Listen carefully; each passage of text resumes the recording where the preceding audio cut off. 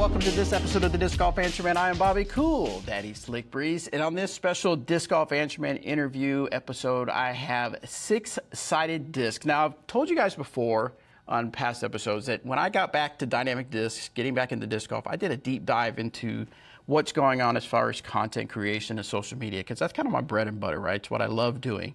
And I came across six-sided disc, and the one that drew my attention was I saw a thumbnail that said, flight numbers don't matter. And I was like, this guy gets it. He knows me. He knows my message.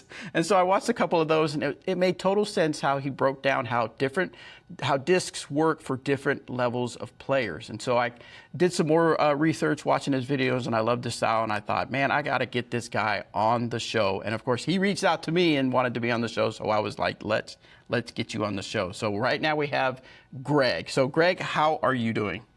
I am doing great, Bobby. Thank you so much for having me. I've watched disc golf content for like over 5 years now, and so I remember like Dynamic Discs had some of the best content out there when I got back into the sport, which I think we'll probably talk about the timing of that as well. But you know, you guys had some great stuff. Enjoyed all the like tutorials and form and technique, and just, you know, enjoying nerding out about content, talking about the Pro Tour, following along with everything. So it's exciting that you're back, and thank you so much for having me. Absolutely. Thank you so much for all those kind words. I appreciate that. But I want to use this as a way to explore and for me to get to know a little bit more about you. Now, I'm sure some of my listeners, I'm sure they've heard of you, they watch your videos, but I'm selfishly going to learn more about you because it's my show, you know. So, but tell me, what is your origin story? How did you even get into disc golf, and then how did you get into creating content for disc golf? So, I mean, my disc golf origin story goes back pretty far. I just turned 38, so my origin story goes back over 20 years to when I was in high school. And I just happened to be riding my bike around town with a friend of mine. We rode over to this park that we knew of that was at a reservoir, which anybody that's familiar with Central Ohio disc golf will know that I'm talking about Brent Hambrick Memorial Disc Golf Course at Hoover Reservoir. And we rode across the dam, and we're like, what are these like metal cages? What's going on here? We didn't really have any idea, and we decided, let's go stop by a nearby gas station and get a drink. And we go in, and there's like a rack of discs. This is like the end of a marketing strategy, right? And so we just stumbled on them, and even the old AVR stamp used to show a basket with a disc hitting it. And it's sort of like, okay, great. That's exactly what that's for. Cool. Well, let's try it. So we bought a couple discs and, played casually back then. And then, like so many people, just forgot about disc golf, got caught up with college, work, getting married, having a kid, all the stuff that you do. And then right before COVID, I just went down this like YouTube rabbit hole and found, I think I was watching Dude Perfect videos with my son. They had done trick shot videos with Brody. We watched some of those. And then there was a video that Brody did with Simon, Paul, and Jomez, where they were all doing like Frisbee and disc golf trick shots. And I was like, oh, dude, disc golf. Like, forgot all about it. And so I went to my wife. I kept telling my wife, and I think I actually like jokingly recreated this in a video, but I'm like sitting in a chair and I'm just like, babe, I know the discs are around here somewhere. Like, we got to find them. And she's like, what if you looked for them? I'm like, whoa. That's so smart. And so I went and found him in the garage and started playing again. And that was January 2020. So you know where this story goes next is COVID, shut down, nothing to do. I worked from home at the time for Apple. And so I didn't work till 10 a.m. because everybody was on Central Time on my team. And so I would wake up, play disc golf, go home, shower, work, repeat every day, because there was nothing else to do. And I was kind of fortunate because in Columbus, Ohio, which is where I'm originally from, about 40 minutes away, they actually pulled baskets. Like early COVID, that kind of, period of unknown, like we didn't know what was going to happen. Could you go out and touch something that someone touched? Who knows? Nobody was even playing disc golf there. So luckily where I live, they left the baskets in and just put like spray bottles of sanitizer under them and be like, please don't hug the basket if you ace it and that kind of thing. And so that was all I did for months and months and months. And then I kind of figured out really quickly that I wanted to start some kind of business. Like I just knew I wanted to stay connected with disc golf more than just playing. That and the fact that I picked it up again at like 33, I kind of knew like I wasn't going to go places as a player. So I needed to figure out what my space was. And here we are. That's awesome, man. Now, where did you come up with the idea of six-sided? So I think early on, I mean, that sort of business idea started out as mystery boxes, and mystery boxes were nuts at the time. Discmania's mystery boxes would sell like crazy, and I just had this idea of like, well, mystery boxes are cool. It's exciting to get a bunch of stuff that you're not expecting, but you would also hear people complain like, oh, I got all this stuff that I don't want or don't need. And so we thought, well, what if we create a bunch of mystery boxes that actually set some expectations? So we had one that was overstable discs. We had one that was neutral to understable discs. We had one that was white dyeable discs, and we branded all of those: the Crusher box, the Technician box, the Creative box, respectively. We had one for glow discs, one for beginners as well, and those did okay. But I think the name related to partly the idea of the mystery boxes and partly like the logo that I happened to make. I liked the logo. I liked the idea of the business. And I had this like short list of names that I wrote out, and none of them made any sense. And I didn't really want, no disrespect to any of the companies that have names like this, but this like generic disc golf term, discs or something. I was like, I just want to be different. How do we stand out? And six-sided discs was the first name I wrote down. The logo had six sides, whether it's a hexagon or a cube. Boxes are cubes, sort of, or at least a non-symmetrical cube. That has probably a different name that I can't think of. But anyways, they all had six sides. It rolled off the tongue. That's how we got there. Very cool. That's awesome. Now, from my perspective, a lot of your videos are very informational, very like you want to teach us something, which I think is fantastic. Why was that the direction you took? I think there's two reasons for that. I think one comes from my background. So for 9 of the almost 11 years that I was with Apple, I was a trainer. And so that's what I did every day. Something very similar to this, where I would be on camera with a classroom full of people, virtual classroom, and instructing them through, learning a new skill set, supporting customers in a new thing, rolling out some new initiative or whatever. And I just really enjoyed that. I enjoyed the satisfaction of helping somebody learn something new.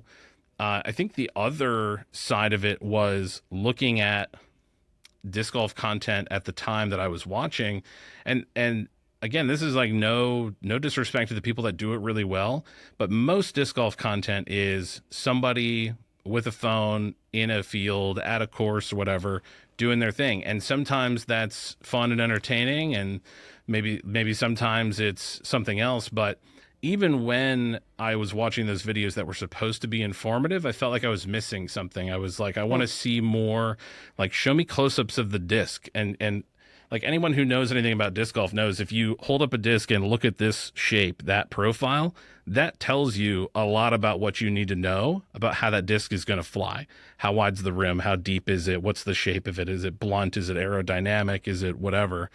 And so I figured out really quickly that the videos that I wanted to make needed to happen partially out on the course somewhere, because I wanted to compare and learn about discs and see how they flew compared to each other. But I also wanted to have that as close as it could get to the audience, being able to touch and feel and look at the disc. And so we started combining on-course footage, in studio, kind of close-up, detailed shots, looking at the texture and feel of the plastic, the shape of the rim. And then the other thing that I felt was important was to script out the idea. Now, scripting it doesn't come at the beginning of the process, because our videos are documentary sort of content. I don't decide before I leave that this plastic is going to fly that way or this disc is going to be more overstable or whatever. That just happens. And so we go out, we shoot the footage, we get we throw it as many times as we need to feel like we understand how it flies, and then we come back, go through that footage, trace the shots so that the viewer can see it, which has become kind of like a pet peeve of mine when I watch And I'm like trying to see a disc flying on camera, and it's just this tiny like 2 pixels. Where did it go? I don't know. And I anyone who wants some pointers on how to trace stuff, I use an app on my phone. Super easy. I will teach anybody how to do it, just to make all content a little easier to watch. But once I have all that footage, then the story starts to kind of write itself. What is the journey that we're going on? What are we trying to learn about? And so a lot of times I don't even have like a title or a thumbnail or a like real solid idea of what the video is about until we've already gone and shot a bunch of stuff. I love that. What I love about that is that, you get a lot of people that want to start creating content, whether it's disc golf or anything else. And they're like, in their mind, they're thinking, well, something's like that is already out there. People already do that. I'm nothing, it's nothing new. Well, now actually your perspective is something new. So like you said, you saw other people doing disc golf informational type content, instructional type content, but for you, there was something missing. And you said, I'm going to fill that gap that I see is needed. And you did it. And I think that's fantastic. What is kind of, you kind of talked a little bit about your process there, as far as creating content, but kind of dig a little deeper about how do you even come up with ideas? It's just as you're watching content, you're like, well, maybe this should be talked about, or, how do you come up with your ideas? That's a good question. I think there's a couple different ways. My wife and I my dog's going to come down and visit us. Everyone's out of town, so I got to let him roam. Don't trip on any cords, please. Okay. So my wife and I have a meeting every week or two. That's just like a creative meeting. We sit down and we look at a calendar of what videos we've done recently. What do we have in the pipeline that we're working on? Our process, or my process for a while, was just one video at a time, because that's all I really had time for, and it's all like the brain space I could provide, I guess. And then a while back, we developed a way of kind of breaking down our videos into pieces. Like, well, one video is one video, but I have to do 20 different steps to finish that video, like just from start to finish, all the different things that need done. So selecting, coming up with like a rough concept, an idea is part of it. Selecting the discs, then based on that concept, what can I get a hold of now? And, from there, the idea usually starts out loosely into one of 4 series that we do. We have one called Flight Numbers Don't Matter. That's typically larger scale tests and comparisons of discs. It might be choosing a specific flight number, like, whatever discs can we find around 55, -11. And we'll take some liberties with that because every company approaches flight numbers differently. So like the Buzz is 54, -11. So obviously we're going to include it in that video if we can. But one of the most common comments we get is, oh, why didn't you include X disc or Y disc? And it's usually just, well, the video needed to get done this week. So couldn't get every disc, right? But Flight Numbers Don't Matter is one that's probably our most popular series. Big, like, 20, 30, 40 discs that we're comparing at a time. We have one called Plastic is in the Details, where we take more of a plastic comparison approach, or dig into, like, is glow always more overstable? What's the most durable plastic? Sometimes it's the idea is as simple as a question that we hear, that we see in the comments, that we hear people talk about, or something like that.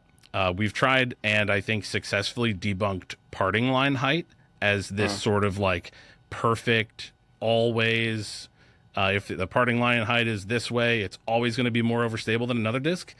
It isn't. There are so many variables that go into how a disc flies, which is why we kind of never run out of ideas for things we can talk about there. But we also have a series, and this other series, The Disc is in the Details, I would say is my catch-all for like any idea I have that's like, well, let's get 5 different players of different skill levels and throw the same disc. How differently does that fly? That fits in that series. And that series is usually like a narrower focus. 1 disc, 2 or 3 like it, or something like that.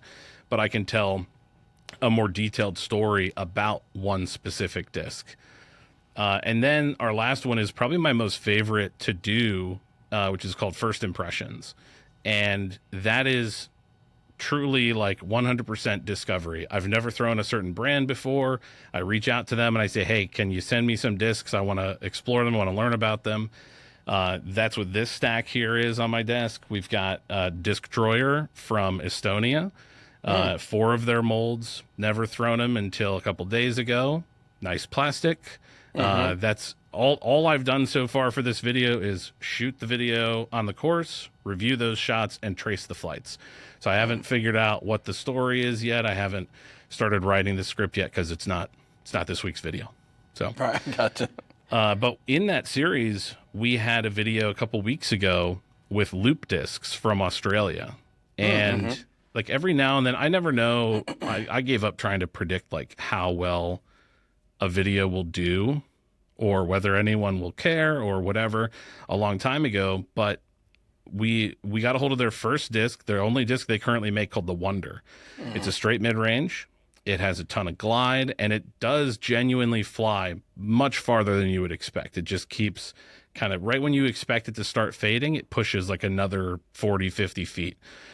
And we tried to capture that as best we could because it did fly like that for us, which was great. But I did a little interview with the owners of the company and put this video out and was just like, hey, this is the best disc you've never heard of. And I think it got about 14,000 views in the first week. And at the time we posted the video, because they're a smaller company, they're still relatively new, and they're an import brand. So there were only like 65 Wonders in North America. And within 2 hours, they were sold out in all of North America. And we had none. Like, I did not financially benefit from that. From a business perspective, could I have handled that better? Maybe. But I didn't quit my job at Apple to make money in disc golf. There were things were financially much more secure at the biggest company in the world. So I would imagine so. Very cool. Okay, so let's talk about flights don't matter. Okay, just because, this is sure. A message I've been preaching for the longest time, and that that was really the catalyst for me for our series. The Is This Right for You? I remember way back in the day. Of course, not that long ago, but it is a while back, where people were just talking about when we on the Disc Golf Answer Man show here that they were thinking like, we want to see what Bobby thinks. Right? I didn't think that when we first started. It was Eric was going to give as a pro. World champion, he was going to give the advice, and he was going to talk about disc. I was going to be the guy that did all the back end work. I asked the questions. I was the goofy guy that was stumbling over his words, all that. Yeah. But then people would start asking how it threw for me, and I thought, wow, the casual guy, it makes sense. They can't throw a disc like a pro can, and so how do we just not talk about that? How do we demonstrate that, and how do we do a comparison? So that's what that came about was people wanted to see how it threw for me, or at the time Anthony or other people that we recruit in for the videos. And then it was always a thing of like, do you see now that flights don't matter as much as you think they do because these discs will fly differently? What in your mind of doing that series? Obviously the big thing is that flights don't matter, but what are maybe some other things that you've discovered in doing that series that is very much I don't know if the misinformation is the right word, but maybe a misunderstanding of flight number. What are some of the bigger ones that come to your mind when doing that series? That's a great question. I like when you hear people talk about discs, or when you hear two people, let's say they're talking about, like an Evader style disc, like 02, 02.5, something like that. They're often using those flight numbers to talk about a disc as if it flies the same for both of them. Right. They're referring to like, well, I use it this way, or, I need a T-Bird type disc. I need an Invader type disc. I need something like in this space.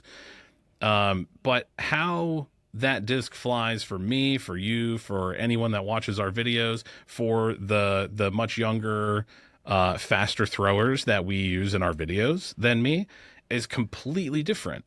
And so flight numbers, they tell you something, right? They tell you how the disc was intended to fly, but then you change the plastic, then you change the weight, then you change the thrower, and very quickly it becomes a totally different disc for different people. So, for example, last week our video was on Clash Discs. It was a collaboration with Northeast Women's Disc Golf, who we met at the Disc East Expo. And they got together 6 of their members of varying skill levels, FA4 to FPO, and several divisions in between, and through the Clash Discs Soda. It's a straight, neutrally rated fairway driver, -2.2. But what does that mean to 5 or 6 different people? Well, for an FA4 thrower, -2.2 actually flies kind of like 0.2. That was her sort of evader slot, reliable, consistent fade. By the time you get to FPO or even some of the FA2 throwers, you have a big turnover bomber disc that's flying, 200 feet farther and 300 feet farther right. So it's a completely different disc. And I think, if there's anything, I end a lot of the flight numbers don't matter videos by saying you don't know a disc till you throw it. And I think there's so many great examples of that when it comes to, everybody loves an Innova destroyer, right? Well, throw a destroyer in every single different plastic. Or in this case, another video we're working on soon, these 3 stacks over here, I don't know if everybody can see all of them, but we've got 8 Mako 3s from Innova, 7 Beasts, and 6 Rhinos. Each of those is a different plastic. And you better believe they don't fly the same, but they all have the same flight numbers. So really, if there's anything that I could do, any magic wand that I could wave, it would be that manufacturers figure out a way to give us a little more information. Give us a little more all right, let's say, let's put it, I'll try and, pardon me on this Dynamic Discs channel. I'll try and stay inside your terminology. How different should I expect a disc in lucid plastic to fly versus, Fusion versus Supreme, right? And if flight numbers is the way to communicate that, great. Let's figure out how to incorporate that. MVP does that with some of their plastics. Fission has a different flight number typically than their other premium plastics. So does Electron. I don't know that I always agree with how they change the flight number, because a lot of Fission discs seem to start out more overstable, but they beat in faster. So that ends up being correct. But how does it fly right off the shelf? So I think that's where a lot of the essence of that comes from. It's just, and I think we're also a shop, right? I sell discs, and if somebody walks up and says, "Oh, I need another Firebird," I'm like, "Do you? Where's your old Firebird? Show me." And they pull a beat up DX Firebird out of their bag. I'm like, "No, you don't. You need something totally different." Yeah, because I remember, I've talked about this situation before where I was out traveling with the RVs a long time ago, and people would come up and ask, about certain discs, and I remember them asking about a disc, and I was like, "Well, what do you throw now for your distance driver?" And I don't remember exactly what he said, but he told me, and I thought, well, this disc ain't going to be right for you. And he goes, "Well, what are the numbers?" And I showed him, and he goes, "Yeah, that's what I want." I was like, "You probably want something more like this other one." And it was a slower disc, and he just would not. He just no, and he just kind of stopped listening to me and moved over to the high-speed drivers. And I thought, I get it, but it's and I hate to use the word ignorance, but it is kind of ignorance. They don't understand. They just think that they got to have that high-speed driver, and it's not I don't think you need to understand the numbers as a science, but you just can't. It's the same sentiment you say. I wanted to just say, dude, just throw it real quick. I promise it's going to be much better for you for what you're looking for. So it's tough. Do you give people what they want or what they need? Right. Right. I've had issues with this for years. One of my first jobs, I worked retail at Office Max, and we sold these huge printers, right? We sold a bunch of different printers, and had a guy come in, and he's looking at the most expensive, humongous, multifunction, 4-in-1. It's $400, and he's kind of checking it out. And I walk over, I'm like, "Hey man, how's it going? What are you looking for? How can I help?" And he explains that he wants something portable. He only needs to print in black and white, and he wants to put it in his trunk. He's going to hook it up to his car and print stuff while he's out on the road. I'm like, sweet. You do not need that gigantic printer. You need this little teeny tiny $180 portable black and white printer. And my manager's like, "Guy was going to buy the $400 one. All right. What are you doing, man?" I'm like, "Well, he doesn't need it. He doesn't need it. So there's a lot of that comes from, I just don't like. I don't want that guy's going to come back and he's going to be pissed and be like, "Why'd you sell me this giant thing? I can't even fit it in my trunk. It's too tall." Like that would suck. I don't want that for anybody.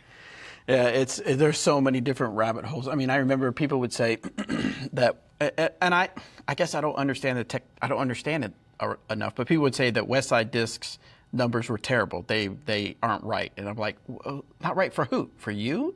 I don't. So my Which thing discs? is, tell those people to get in the comments. Let's talk about that. Yeah, I just don't. I never understood that. People were saying, well, maybe because West Side's in Finland, the elevation's different, and the things are different over there. That I'm like, that's not. And then even sea level, man. And then even the understanding of plastics. I was watching your episode where you did a breakdown of a lot of different brands and kind of the house of discs and the different brands, and then Gateway and the different. By the way, I didn't know Gateway had that many different brands. I knew they had a lot, but I didn't know all those. So I learned a lot. So thank you for that video. Yeah, sure. But even I've seen on other podcasts, I think it was the Funzy podcast, where they went over some survey about plastics, and people were actually picking like Westside Disc plastic is better than Latitude 64 plastic. Within those brands, they are the same. But it's a matter of I don't want to call it loyalty, but a matter of perception that the people don't understand. They feel it. They're like, well, this is great plastic. I'm going to rate this higher than Latitude's plastic. It's the same plastic. It's the same plastic. Like in this day and age with misinformation and social media and all this, like I think we see it even more. A saying that we used to say in customer service stuff at Apple, which is perception is reality. Like people will believe what they want to believe. So if they perceive it's better, I guess it's better. Yeah. So my biggest thing to, I guess, combat that, or at least to help people get understanding, is kind of what you're doing, is put more information out there so people will learn more. My approach is very much I'm the casual guy that I'm not that too much into the technical, into the weeds of it. I just like going out and throwing, have a good time, having fun here at work. And so that's kind of the approach I take. So what are kind of your plans for this? How far do you want to take it? I'm assuming you want to take it as far as people will let it go, but like what's kind of looking ahead, what would you like to see as far as Six-Sided and your business? It's a good question. I mean, everything we've talked about so far has been revolving around our YouTube channel, but we are also an online store. We're a traveling pop-up shop. We go to a lot of tournaments. We do a lot of like amateur payout stuff around Central Ohio.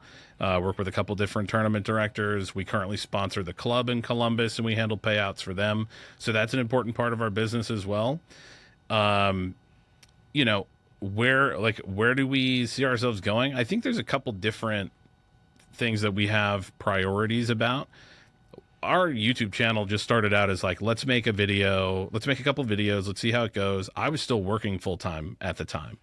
And then one of those videos just blew up. And then I was like, oh, sweet, like we could really do this. Anyways, I got to go back to work, and like nothing happened with it for a while. Now it's really just about continuing the series that we do. We're always trying to look for new ideas. We've experimented with a lot of different stuff with our podcast. At the start of the year, it was a totally different setup. We had like almost like a late night set looking sort of deal in here with a couch and everything. Those pieces of furniture still exist. They're just not here. But so I think there's still more to explore with the stuff that we do. There's still tons of brands that I've never thrown. Luckily, there's still new stuff popping up all the time. Hopefully that continues, although I think the market as a whole seems a little bit, let's say, like back to normal pre-COVID. Steady, modest growth versus explosive, insane, crazy growth. One of the things, like I would say selfishly, for me, what I'm most excited about isn't something that is going to be as like wide ranging and accessible as our YouTube channel, but we've been shopping for property, and we want a piece of land that we can live on with a course and a shop. And we want our friends in our local community and anyone traveling through, when our course or our shop is open, to be able to come in, play disc golf, shop disc golf, talk disc golf, watch disc golf, whatever, and just enjoy it together. Um, like that's definitely one thing we're excited about. We've looked at a couple properties recently. We made an offer on one. That doesn't look like it's going to happen, but I think that's one side of it. You know, this kind of goes back to why I left my cushy corporate job with benefits and do this now is that I love it. I love doing this. I love learning about discs. I don't get to play as much as I used to, but I still love learning about them, finding all the little differences and quirks and things about them, and like nerding out. I think you mentioned earlier is like a great way to explain it, because you know all the people that were at the expos that we went to, Disc East and Disc South. Like, yeah, I was excited to talk to Anthony Barella or Gannon Burr or you know anybody else that was there. Ken Climo was at the expo. You know, I was checking out all these different discs. The moment that got me the most, like, surprisingly, and I didn't even realize it until it happened, the thing that got me the most excited was when Chad Richardson from MVP walked by my booth and knew who I was and was like, "Yo, I've seen your videos." I was like, "Oh, like another like elite disc nerd knows that I'm a disc nerd too," and like that's awesome. You know, it's just cool. Like so hyped about that. So yeah, I mean, where are we going?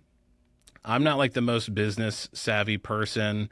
I don't make all the best decisions to make as much money as we possibly could. Thankfully, we don't have to. My wife has a good job. That's why she's not home right now, because she's at a conference in Philadelphia. But you know, we got to trade roles, and that took a lot of pressure off of what I could do with six-sided discs and what I wanted to work on and learn about and stuff like that. But I think there is like a little bit of pressure for it to be more than just a hobby, more than just like a side hustle or something like that. And not to say that we aren't, like, you know, outside of working on this week's video and talking to you, I had 8 bins of discs to get an inventory this week for a tournament that's coming up next week. So, you know, we're still very much working all the time as the business, and that works really well with the YouTube channel, because we buy discs for the channel, we make a video with them, and then, well, we got to do something with them, so we sell them on our website or at tournaments we go to next. So. Very interesting. Tell me, what are your thoughts on this? Is kind of jumping into a whole nother subject, but it just popped in my head. I watched the video this morning where it was just casually looking through YouTube to see what pops up on my feed. And it was an AI character using an AI voice and using obvious AI B-roll and some real B-roll, but you could tell that AI probably put it in there based on the script, teaching me how to better use AI. So an AI was teaching me how to use AI. And I mean, I know I've looked into it. I just don't like not knowing about things. I like to at least learn about them so that I'm not caught off guard. What are your thoughts on as far as disc golf content and AI? I know that Infinite Discs put out some AI stuff, and I thought it was, when I first saw it, I thought this is a little risky, but it was clever. I thought it was clever, the use of it. But what are your thoughts on AI and disc golf content creation? So I've always, mainly just to keep our channel, you know, accessible to the greatest audience. We don't swear. We try to keep it family friendly. And my genuine, honest feelings about AI can't be summarized in a family friendly way. So I'll just tone them down to say that I think AI is, like, on the one hand, we can't avoid it at this point. Like, their companies are embracing it. They're selling everything with AI. It's got to have AI, whatever. But I remember TVs before smart TVs, and they were great. Smart TVs are garbage. Like, why does my TV have to update? Why does it have to do that? I never use that function. I don't need it. I turn it on to watch something on my Apple TV. I turn on my PlayStation, and my TV's like, one sec, I got to update. No, you don't. No, you don't. So in the same way, I think a lot of companies feel like there's this pressure that they have to utilize some new technology. They have to make their devices smarter. You know, people are now like paying more money for old, dumb dryers just so that they don't have to hook up to Wi-Fi or whatever.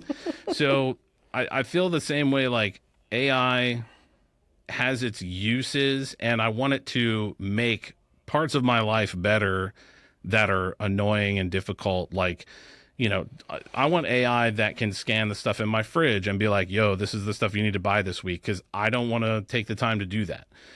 That would be useful. I'd like it to know how many of my pairs of underwear have holes in them. You should order another package or whatever. Great. Like, those sorts of things would be very helpful.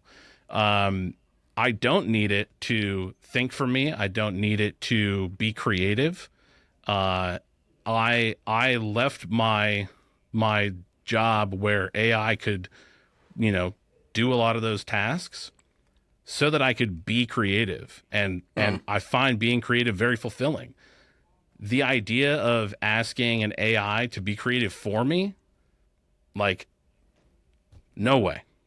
No way. So I feel like some people use it as a crutch. They lean on it too heavily, and pretty soon, if you take the crutch away, they're still limping, and they don't really know how to walk without it. So I don't like AI. I don't want anything to do with it. I asked it. I remember, I messed with it once and was like, tell me everything you know about disc golf. It didn't know shit. So. Yeah, I hear you. Yeah. Yeah, I have a feeling that AI is being pushed so hard that people are going to get sick of it, and so I'm leaning heavy on. I'm leaning heavy on still remaining, authentic and transparent, because I think that is going to be like a welcome reprieve from all the polishedness and perfectness of AI for sure. Well, yeah, I will say, if anybody wants to know my very honest feelings about AI, we will be at 4 Disc Golf Pro Tour events this season. And you can come to our booth and ask me how I really feel about it, and I'll tell you. Your unfiltered opinion. Perfect. Yeah. Okay, so I got one more question to ask you, but something in the whole spirit of being transparent, bringing back the transparency here at Dynamic Discs, I've added to the last couple of interviews a segment where you, the guest, ask a question. It could be disc golf related, it could be whatever, and no holds barred, I will give you my thoughts on it and opinions on it, and basically just kind of start a conversation on whatever you want to talk about. But before that, tell us real quick, you kind of alluded to some of the projects you have going on, but what's some projects that people can look forward to coming up on your YouTube channel? Yeah, so, I mean, real quick, I happen to just, conveniently drop a couple here on my desk. So I mentioned Disctroyer. We're checking out their 4 molds that were available at the time. They're a brand out of Estonia, so that's exciting. And then this is the video that I was editing before we got online here, which is partially about the new vessel and turbulence, but a larger conversation about thumb-tracked sort of surface technology innovations. You all have the Slammer among several other discs. They got the Berg, that's a popular one. Or the Luft Discs Neon has like a full-on reverse dome. Wow. There you go. I hadn't seen that one. That's crazy. Pretty funky. So I love seeing new, interesting design. And this is, I think, a space in disc golf that is actually still really pushing the envelope and innovating. The Turbulence being the latest disc in that sort of realm.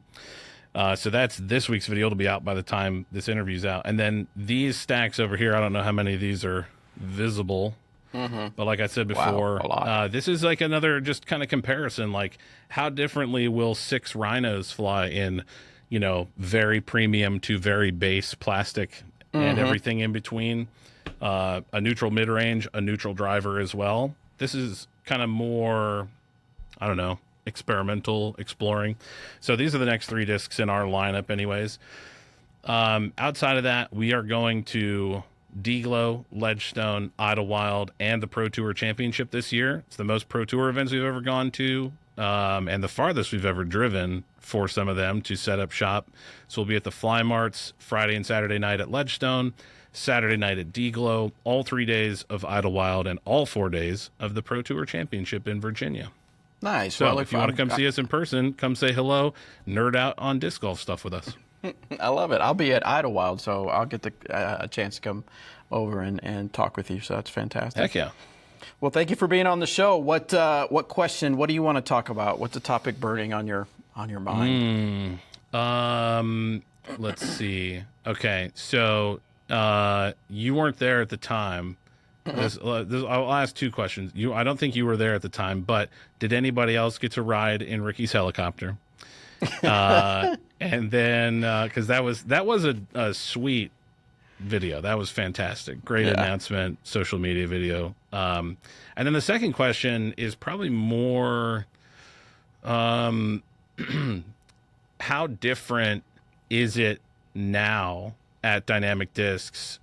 Because I believe from the time you left to now, the ownership structure has changed. You guys are properly integrated with House of Discs. We've covered and talked about House of Discs and, the, I think, inherent complexity of that kind of umbrella organization and having hands in so many different things.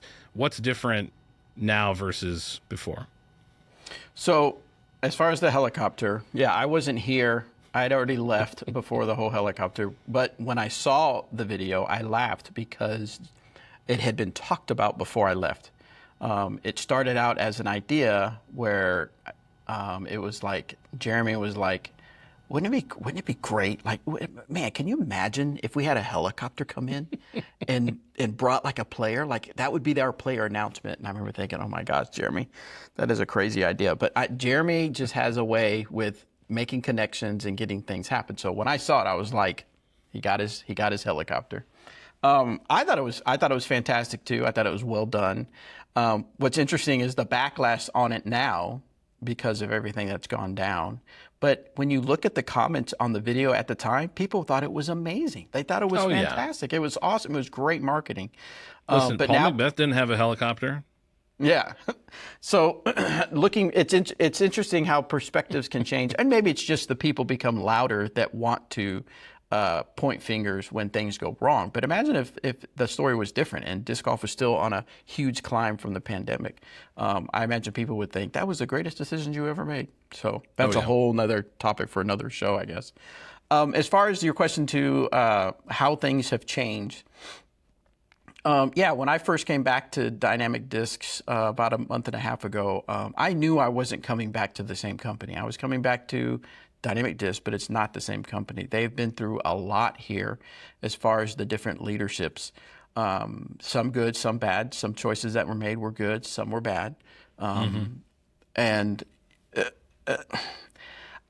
to me, the biggest difference in my perspective is that everything is it was getting at a bigger scale when I left. Like we had just started, Amazon started really taking off, big box stores started really taking off, and disc golf, when I left, it was like we were trying to figure out how do we get more discs from Sweden to get here, because we're just, as soon as when a container got here, when I say a container, I'm talking 50, 60, 70, depending on the mold, 1,000 discs on one container. We would have those gone in like a month or two, just gone. Wow. So that's when I left. So coming back, that's not the case anymore. now we're like, how are we going to get rid of these discs, all these discs? So that's kind of been the change, is that before I left, it was like, how do we keep up with demand? Now it's like, how do we make sure that we still have demand? Now the demand is there. I'm with you, and it feels like things are sort of leveling out. I still think disc golf is growing. I think some people are just so used to how it was growing, it's just not growing as fast. So that to me is the biggest thing. And then, of course, to answer the question about House of Discs, that, of course, was the other big thing, was seeing the other brands in the warehouse. That was a little like, it was different. I was used to seeing Latitude, Westside, Dynamic boxes and discs, and to see the other brands here in the warehouse was very different. But, we're approaching it as, just to even get into it more, I remember when we said, okay, Latitude 64, we want to be your distributor in the U.S., so send us your discs. That whole thing was worked out. And then I don't know who started the whole trilogy, but we got dubbed Trilogy. And I'll be honest with you, I hated it. I hated because from a marketing standpoint, it dilutes each of the brands, right? Sure, yeah. Yeah. And people would even think, are they just going to be, why don't you just quit calling it different names, just call yourself Trilogy Discs, right? And then we had Team Trilogy, and it was like, Team Trilogy, people are going to think that's a brand. That's not a brand. But it was a fan-based brand that became something amazing and awesome as far as Team Trilogy. Sure. And it kind of feels like that's happening now with House of Discs, where people heard about House of Discs. The name was put out there for business reasons. I don't know the particulars about that, but it was. And then people started thinking, House of Discs. Well, now we're going to buy House of Discs. No, you're not going to buy House of Discs. You're still going to buy Discmania discs. You're still going to buy Dynamic discs. You're still going to buy Latitude 64 discs. They just happen to be housed in the same warehouse. That now that the employees here now just know that we have some amazing brands here under our House of Discs. So it's not going to be a brand. It's not going to be a company. It's just going to be an entity that, we can kind of get behind and say, we have a lot to offer the disc golf community in all our different brands. And each brand will still maintain their own identity, their own people that want to throw their particular brands and be loyal to their brands. We just happen to have them all here in one warehouse and able to fulfill that for you if you want those brands.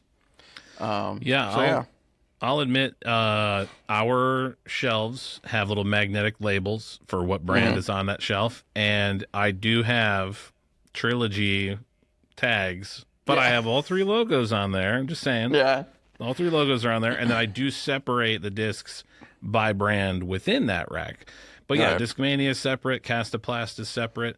But I completely understand why people would associate stuff like that, because it becomes harder to explain, like, well, I throw this and this and this, and they're from different countries and different places, but they're the same, but they're different. It's sort of like, well, I can just batch them all together. It's quicker, it's easier to explain what I'm doing. I embraced it and was like, okay, well, if the market's going to be the market, and the market is what dictates what's going to work. And so instead of fighting it, and at first I was like, I'm never going to use the word the Trilogy in what I say or anything I type out or post or I put. But I embraced it and thought, you know what, this is what the people want. This is what they got.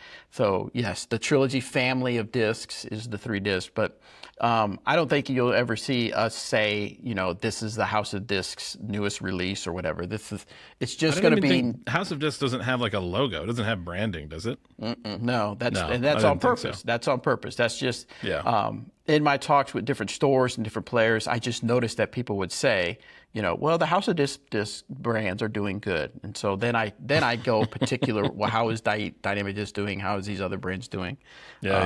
So that's the biggest thing is that figuring out how to make all that work. And I mean, I think people know this, but this isn't a new concept to disc golf, to have brands under one big entity, right? You've got automotive companies that do it. You've got, what do you got? Chocolate companies that do it. You see the maps of like who owns what from like General Mills and Kellogg's and stuff like that. And it's just a spider web of companies. It's crazy. Right.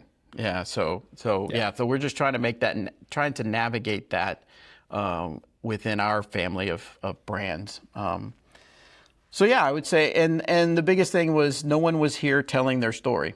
They were allowing the story to be told with everything that you saw. I'm not going to deny it. Layoffs happened. Things happened. Sure. Did they happen the way they should have happened? No. I disagree with the way certain things happened, but I wasn't here. I wasn't here at the time, so I wasn't living it, so I can't really speak to it. But the people are still here. That the people that are here, and not saying that the people that left for whatever reasons didn't feel this, but all I can do is speak to what's here and now, which is there are people that still love disc golf. They still love their job. They love what they do. They're just really beat up. They're beat up over all this, frankly, some of the social media and some of the stuff that was put out there. So their story wasn't being told, the other side of the story. And that's what I'm trying to do now, is be like, okay, guys, we get it. That's out there. But there's another part of the story. And we're going to move forward by telling that part of the story. So yeah. Yeah, it's great. I mean, take control of your own narrative. You know, there's always haters on the internet. Yeah. You know, So, I read the comments. I yeah. choose which ones are valid and useful feedback, and which ones are somebody having a bad day. Yeah. Yeah.